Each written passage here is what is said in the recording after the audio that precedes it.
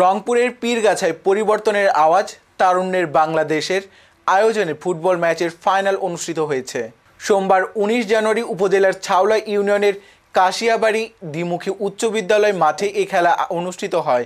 পরিবর্তনের আওয়াজ তারুণ্যের বাংলাদেশের প্রতিষ্ঠাতা ডক্টর একরামুল হকের সভাপতিত্বে এতে প্রধান অতিথি ছিলেন রংপুর ৪ পীরগাছা কাউনিয়া আসনে ১০ দলীয় জোটের প্রার্থী ও এনসিপি সদস্য সচিব আক্তার হোসেন।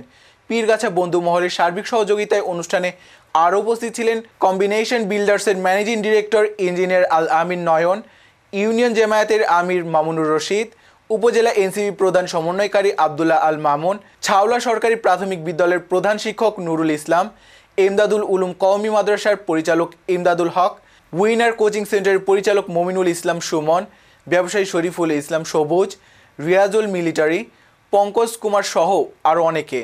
ফাইনালে হাড্ডাহাড্ডি লড়াইয়ে বামনডাঙ্গা ফুটবল একাডেমিকে পরাজিত করে চ্যাম্পিয়ন হয় জাগো উচ্ছ্বাসে ফুটবল একাদশ মাহিগঞ্জ।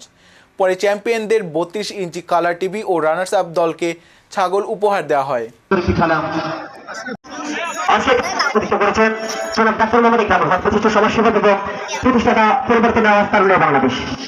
আমরা আশা করবো পরবর্তী দিনে আমাদের সঙ্গে থেকে বিভিন্ন প্রোগ্রাম এবং সামাজিক কর্মকাণ্ডে আমাদেরকে সাহায্য এবং সহযোগিতা হাত বাড়িয়ে দেবো ইনশাল্লাহ।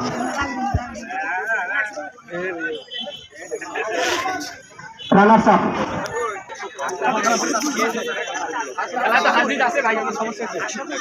শাকিল এবং রিপন, তোমাদের শাওন ভাই,